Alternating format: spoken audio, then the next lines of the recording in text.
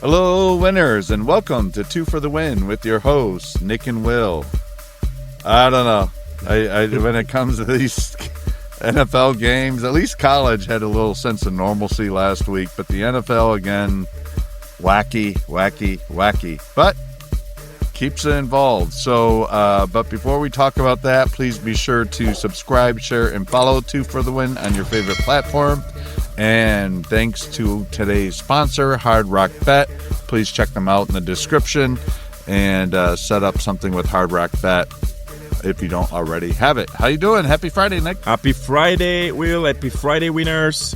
So, want to give a quick shout out to last week because we didn't have a chance to chat about it, but the passing of Paul Tagliabue and Lenny Wilkins. Paul was former NFL commissioner. Actually, fun fact about that, I'm going to bring in something Packers here, right? He was the first NFL commissioner to allow the Packers to do another stock sale in I think it was the late 90s, early 2000s. It was the first time in over 50 years since the Packers last did a stock sale, and they're the only publicly owned North American sports franchise, and that stock sale helped them refurbish Lambeau Field and build up the Titletown district. So shout out to Paul Tagliabue and Lenny Wilkins. Lenny Wilkins, for those who may not know, especially if you're maybe not as long in the tooth as I am, was Class Act NBA professional Hall of Famer, Hall of Fame player, Hall of Fame coach. So two sports titans went by this past week. Any thoughts on either of those two from you? For the commissioner of NFL, I was not following football at the time, being in Europe and not having access to NFL games. But Lenny Wilkins, of course, I really do remember vividly, him as a coach. Definitely, I remember the Cavs when they played against Michael Jordan, when he made that shoot against them in the playoffs. So that's really like, that's someone who you never heard anything negative about him. Coach, players really loved him. He was always very respected in the industry, and then he did some commenting also at the end before taking a full retirement. And I always liked his voice and liked his style. So condolences for them both and their families. Yep. Thank you. All right, let's pivot now to college football, where, for the most part, sanity stayed intact for that week. But I know one of the big games that you called correctly was the TCU BYU or Texas Tech BYU game. And so thoughts on that, what happened there with Texas Tech taking care of the previously undefeated BYU Cougars? Yeah, I was hoping that BYU would win, but I was expecting Texas Tech to take the win there, and that's what happened. What I was not expecting is the way that they won. They won easily with they really took them to the throat from the start, and they never let them believe 1 second that they could win this game. So it's very convincing win. And now for the Big 12, it's going to really be interesting. That's Texas Tech as the lead, but BYU, I still believe Utah and Cincinnati. I think they will have a great end of year to fight for the championship game. Yeah, the Big 12 is kind of a spunky conference this year. They took the lead out of ACC. It was always, yeah, you're right. Who is the third conference? ACC, Big 12, Big 10, and then who will be the third one? ACC had the lead the last couple of years, but now Big 12 are taking over, which is great because they lost Oklahoma and Texas, and we thought, oof. But the addition of BYU, the addition of Cincinnati, the addition of UCF, Texas Tech, all those teams actually elevate the conference. Colorado, even though that's not their year, but that's literally a conference who start with losing their two big names, and they are all the other teams that were there for a while, like Kansas State, Baylor, and they actually didn't perform as well as we thought they would take over from Texas and Oklahoma. And I like the fact to see like new teams. Again, with the new NIL, that's what's going to happen. If tomorrow, I don't know. Musk said, I want Delaware to be relevant. Well, he can make them relevant in 2 years. Yeah, yeah, and I was listening to an interview earlier in the week about Texas Tech. In fact, it was Feinbaum Paul Feinbaum, who was talking about him, and he's like, you have to take him legit. And he goes, let's face it, they have bought their excellence because they have a $1 billion booster, former alum, who is putting a lot of money in the program.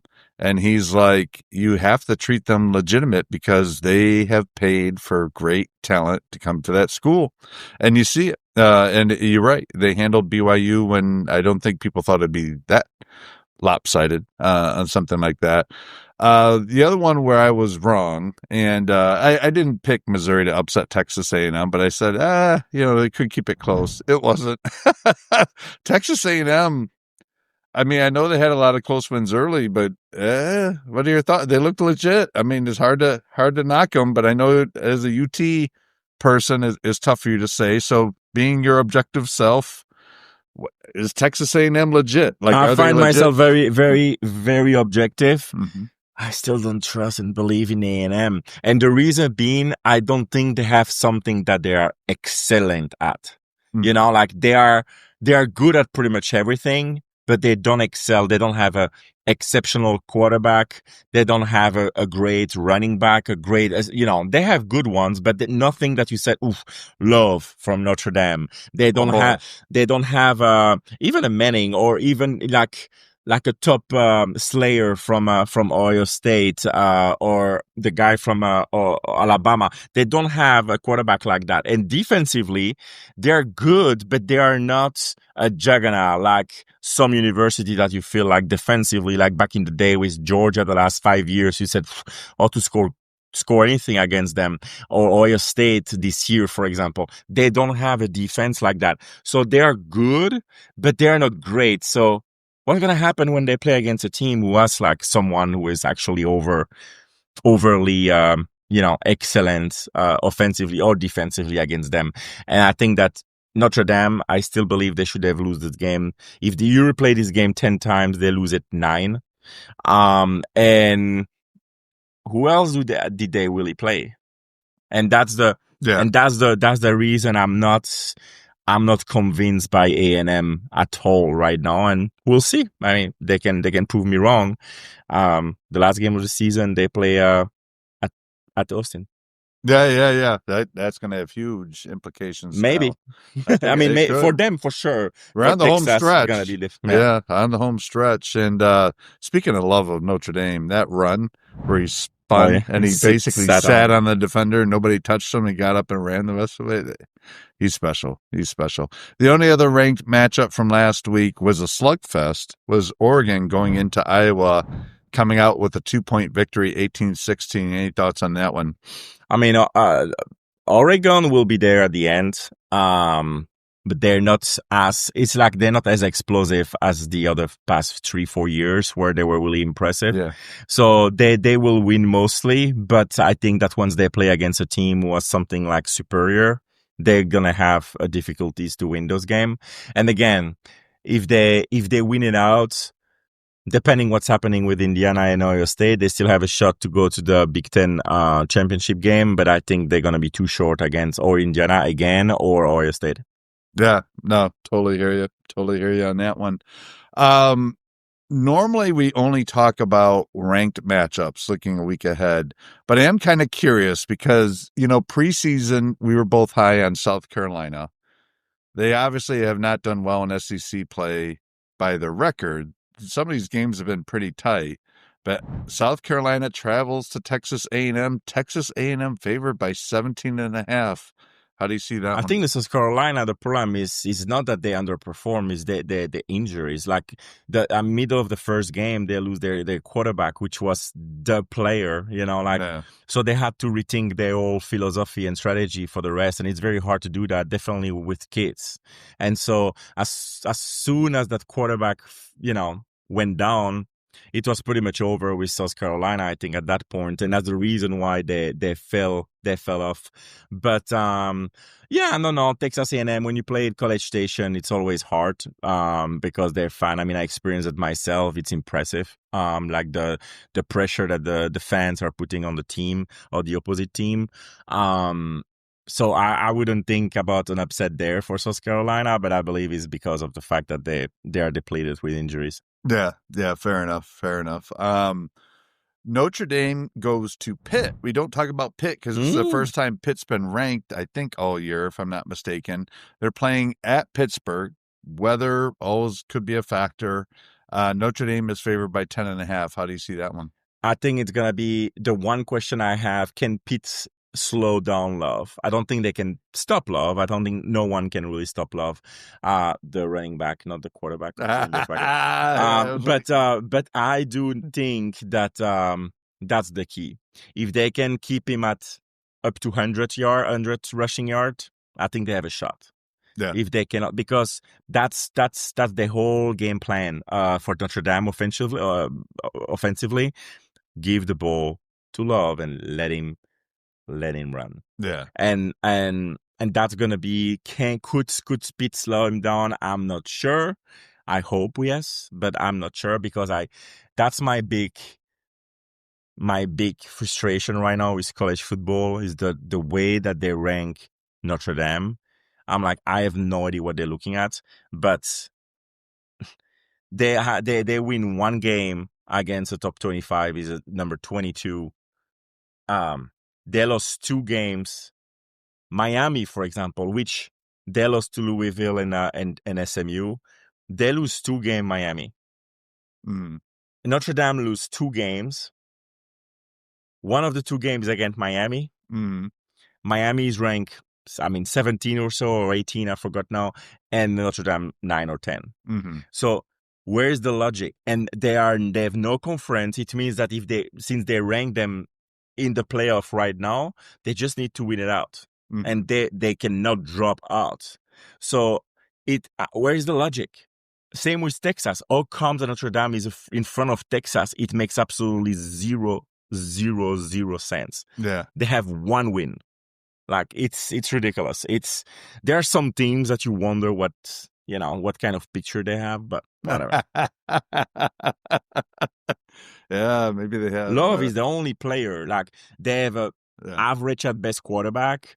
They have a decent defense, but not a defense that nobody can score on. They have an amazing running back. They have another, Saquon Barkley kind of things for college, Yeah. So I don't know. Yeah, we'll see. A lot can happen between now and then. Another ranked matchup.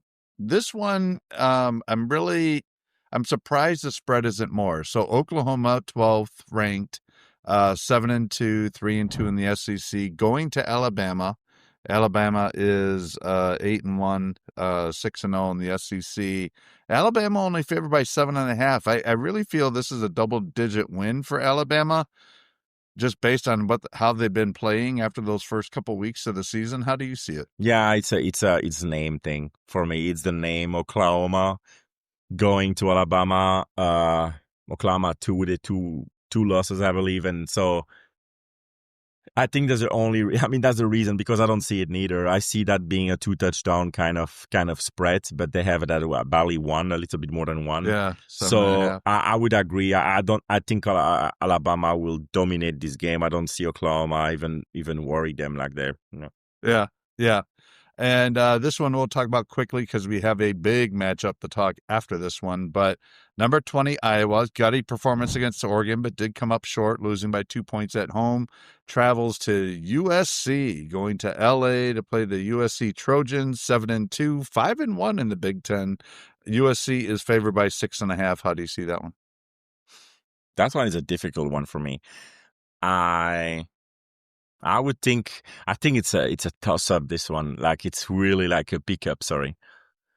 I would probably give a little bit of advantage on Iowa. If it was a neutral field, I would give Iowa the nut. Mm-hmm. I know it's USC, but USC, that's all offense kind of game. So I think Iowa has a better defense than them and a little bit less good in offense, but Iowa can really beat pretty much everybody on a good day, good day. Yeah. USC, they cannot stop a lot of teams.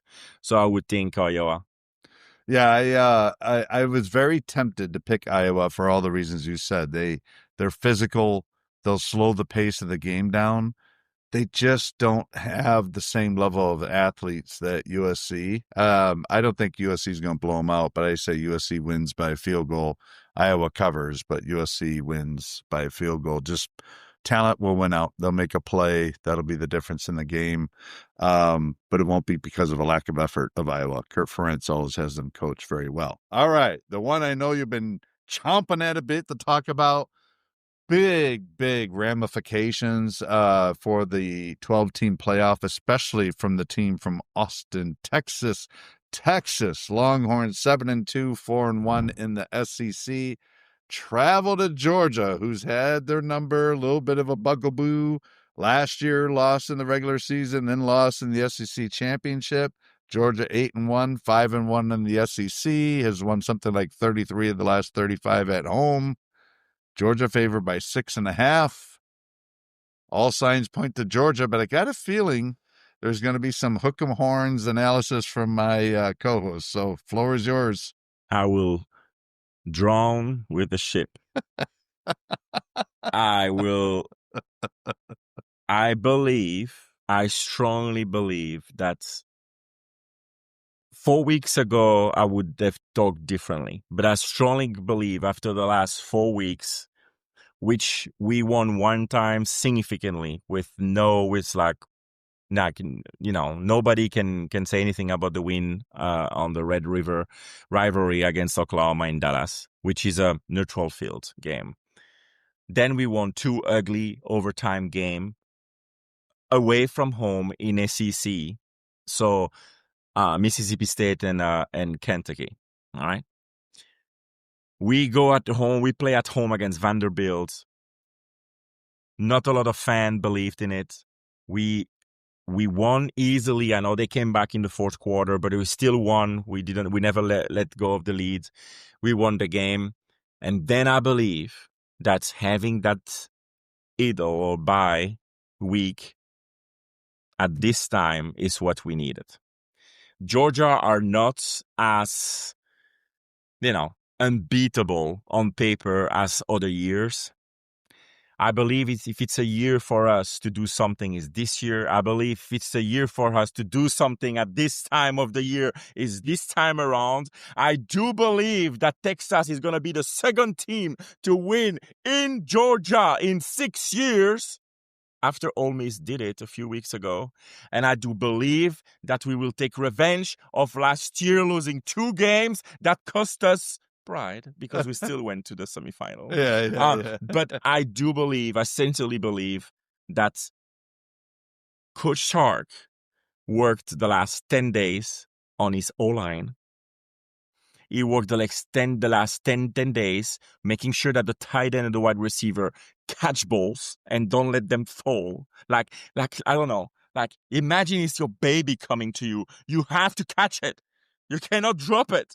All right. And defensively, if we have the focus we had in majority of the games, like Ohio State, the first game, they scored 14. Look at how much they score now. Like the defense play we had against Vanderbilt the first 3 quarters before Sark decided to just run the ball straight and just play the clock. Let's play Texas ball rhythm, and we're gonna beat Georgia, and then we have Arkansas. We beat Jerry Jones' alma mater. And the last game, we have the Aggies at home for a place in the SEC championship game. And no one say a word about Texas ever again. So I will go with my Longhorns, hook 'em horns on Saturday night. Thank you very much. Yeah, you can see the passionate case for Texas. I think the one thing that's different between Texas now and Texas when they played Georgia twice last year and Texas earlier this year Arch Manning looks healthy and he looks comfortable. Again, when you have an edge at quarterback, and you'd have to give Texas the edge at quarterback, especially the way Arch Manning's been playing lately. I'm going to go with the quarterback, the better quarterback. So I'm taking Texas as well. Plus, I just hope that for your sake, because otherwise, then it starts getting in your head. When you lose to a team like that 3 times in 2 years, it's you want to win this game, especially in their house. That would be a big statement win to do that. All right, let's pivot to the NFL. I don't know what to think about the NFL anymore. I don't even know why I do any upset picks or picks in general or anything. So I'll just say this. The Packers, who everyone knows I'm a fan of, lose at home to Carolina, who the following week then loses at home in Carolina to the Saints, who had won one game previously, 17-7. Buffalo, juggernaut, goes into Finn City in Florida and poops the bed and gets whomped. They got whomped by the Dolphins after destroying KC. After destroying KC, there were other games as well. I mean, goodness gracious! I will say one of the more fun games to watch was the bipolar Atlanta Falcons. That's how I'm always going to introduce them from now on, is bipolar Atlanta Falcons. Sorry against anyone who suffers from that condition. I'm just saying the reason they're bipolar, sometimes they're hot, sometimes they're cold, sometimes they're happy, sometimes they're sad. They're never in the middle. They're always one extreme or the other. They actually had the Colts in Germany where they wanted them. Jonathan Taylor decided to just take that game over. 244 yards rushing, 3 tutters. Colts, good bounce back win after losing to Pittsburgh. But any games from last week you want to touch on? Because I don't know what to make out of anything anymore of some of these games. Well, I really liked. I mean, let's do something positive. I really like the Patriots winning in Tampa. Gutty win. I predicted it, but it was one of the upset pick that I had, and we're gonna talk after that. But it's May is different. Like, he is solid. Like, this guy, he stay in the pocket when needed. He used his leg when needed. He throw darts left and right. Diggs, let's say, because we were very critical of Diggs last year, like in Houston, he was not himself, the way that he behaved. And then the first, during the training camp, what we heard about the New England camp, like the way he was behaving already during the pre-camp, I'm like, okay, his career is over. The way he played against his former team, Buffalo Bills, a few weeks back, since then, he's solid. No, I mean, the touchdown he had, the way he catch that ball and kept control on the ground while being tackled that way. I mean, that was very, very impressive. Mm-hmm. And Henderson, I mean, the pick they have from Ohio State, when this kid, he remind me a little bit of Achane, the running back from the Dolphins. Yeah. When he passed the first tackle, you cannot catch him anymore. He's still fast. Yeah. The difference is that he's taller and stronger than Achane. Yeah. So he's even more scary. I mean, he's not as strong as a King Henry, for example. Oh, yeah. But he has like a strong aspect of him. So that's the game that I will remember about this weekend. And again, Tampa Bay, Baker Mayfield, he had a chance again at the end to do the run to win the game, like he did 4 or 5 times this year.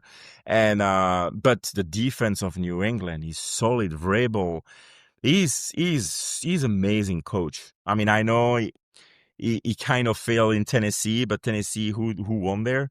But I mean, we were very high on them beginning of the season.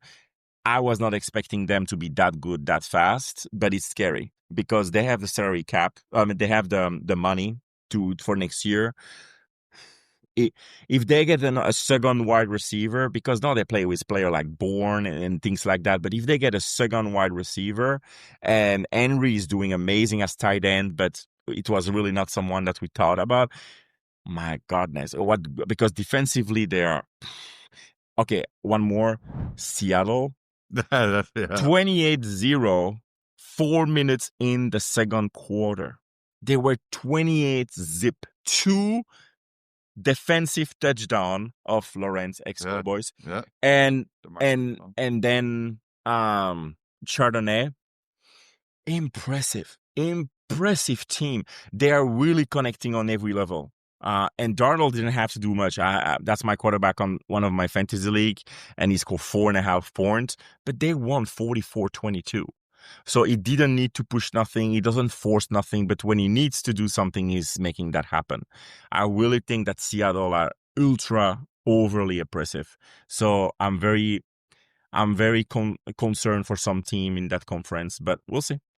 Yeah, I think the Seattle first half was massively dominant, and I think when you look at some things started to take a little shape. Like I think in the NFC West, it comes down to Seattle and the Rams. I think those two will probably both make the playoffs. One will have to go on the road because one will win the division.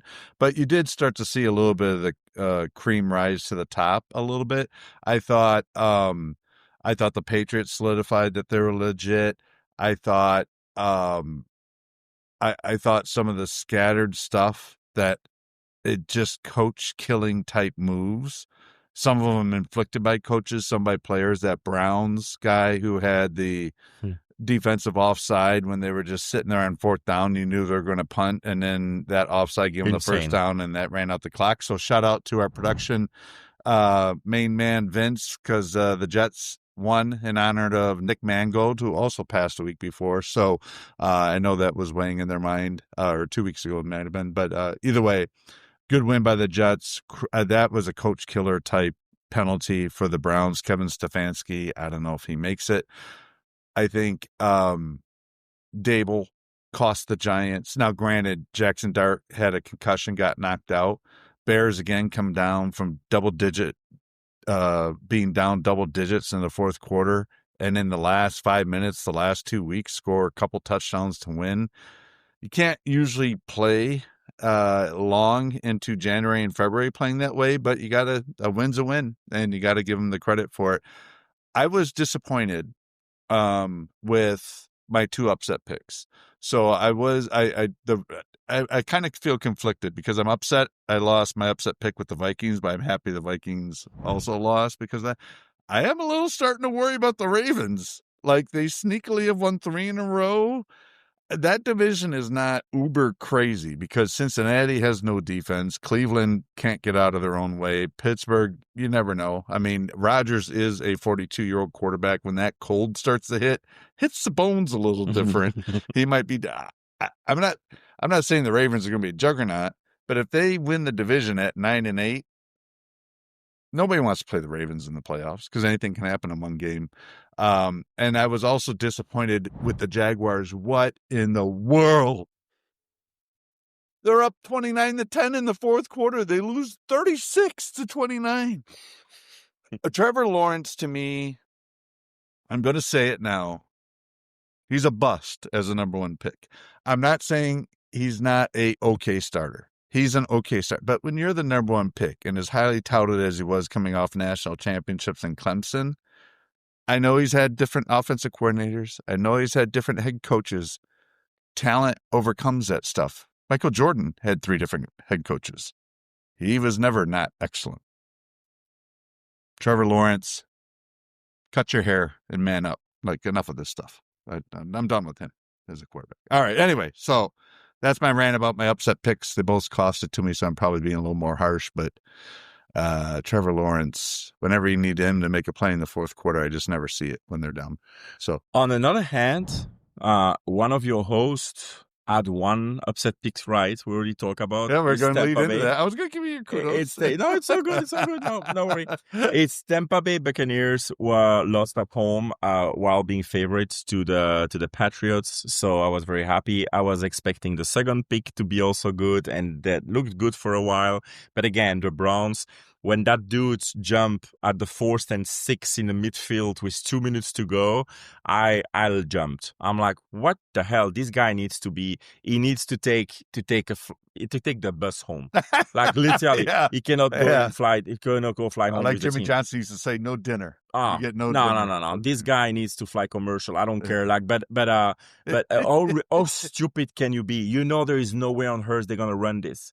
They are literally 6 yards away on midfield. They are ahead by a touchdown. They're gonna try to make you jump and jump with like one guy like screaming on the line. I think it's unprofessional.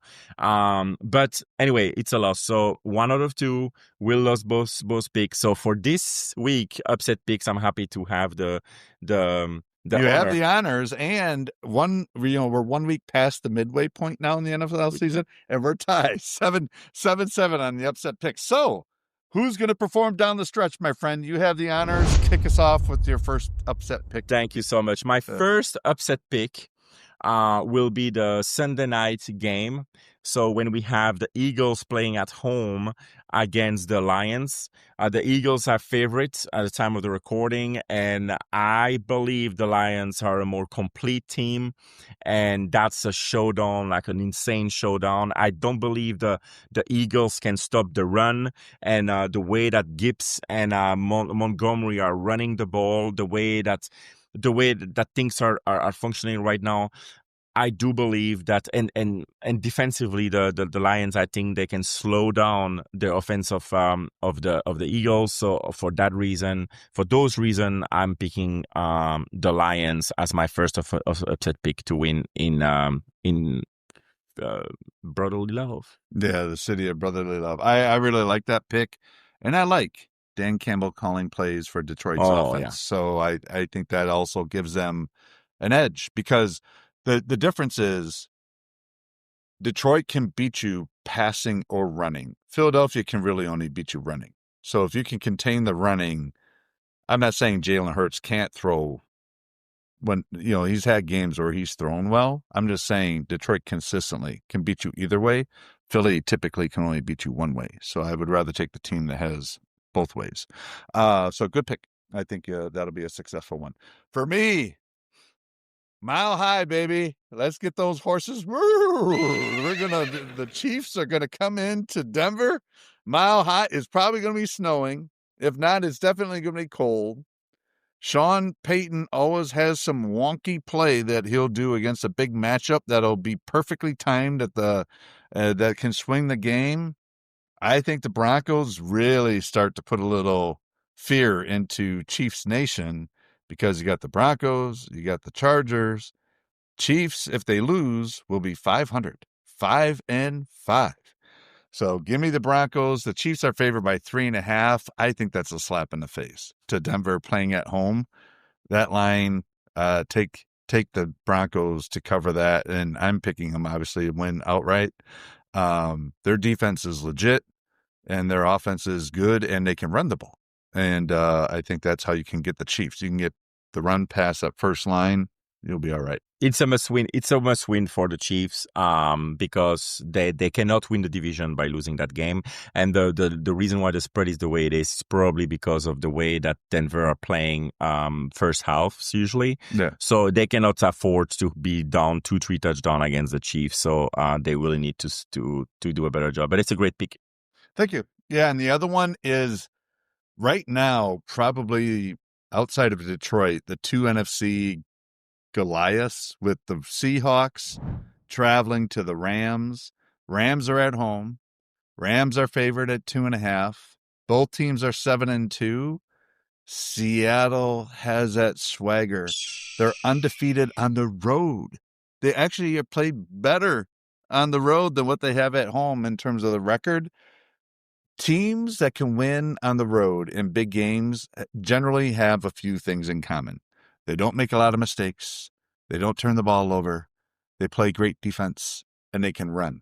That two-headed monster of Seattle's running game, that is true thunder and lightning that they got going there. Their defense, you've said it. I mean, it's like the Legion of Boom 2. It's like the second coming of the Legion of Boom. Fantasy-wise, Seattle's defense is very kind to me, so I also love them. That I am taking the Seahawks to go on the road, to go in LA, where there will probably be about 30 to 40% Seahawks fans anyway in that stadium. I say Seahawks go in. and win and beat the Rams and take control of the NFC West. I love those two picks of yours, and I love those two teams, Seattle and Rams. So it's hard for me to really pick. Really very high on both. So it's gonna be a great game. Hopefully it's like 40-40 and everybody happy. So and then my second pick, it's a risk, but hey, Sunday night we have the last game in Europe for this season. It's gonna be in Madrid, and it's gonna be between the Carolina Panthers and Washington Commanders. The Dolphins, the Miami Dolphins and the Washington Commanders. And the Dolphins are favorites at the time of the recording. And so I believe that Washington have the potential to beat Dolphins. Dolphins is like the Atlanta Falcons. You cannot trust them. Yeah. One game, fantastic. Another game, they just beat Bills. I wouldn't be surprised if they travel to Madrid. They think they arrive and then they're going to wet the bed there. And Commanders just come from a loss. And so I think that those two situations combined, maybe that Washington will take the win there in Europe. So that's the overseas game always are a little wonky. Playing in Madrid, that's going to be fascinating, and that's the very first place I ever had a matcha gin and tonic. So I have a soft spot for Madrid. Very cool city. If you haven't been to Madrid, highly recommend it. Try to do both, Madrid and Barcelona, two completely different styles. But should be a good one, and I hope you're right, because if the Dolphins keep winning, that means they're going to keep McDaniel. His press conference, I almost want to dunk my head in the cold bucket of ice. Like, it literally sounds like he's in remedial math or something. I'm like, dude, spit out a sentence. Like, what are you talking about? If you are the owner of the Dolphins, how can you have an interview with that guy and feel like, you know what, he's the leader we need? Yeah. I have no idea. I have no idea. So I know if he was exceptional like X and O's, but I don't see it. No, I agree. All right, winners, there you have it. A full slate of commentary and a little bit of pop culture thrown in and some other stuff. So hope you enjoyed this week's episode. Please be sure to subscribe, share, and follow Two for the Win on your favorite platform. And shout out again to Hard Rock Beck for sponsoring today's episode. You can find a link to them in the description. That'll do it for this Friday, winners. Enjoy the games, and we'll chat with you next week. Bye, winners.